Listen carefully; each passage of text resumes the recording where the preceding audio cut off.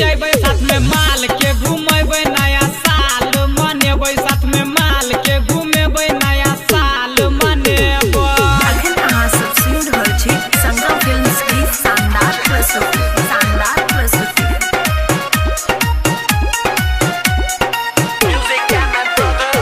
DJ Manish Raxaul, music director DJ Ziaur. गुडुआ भी बिसन अपन लगबै छै जगार, सुभाषवा त करै छै प्रीतिये से प्यार। गुडु भी बिसन अपन लगबै छै जगार।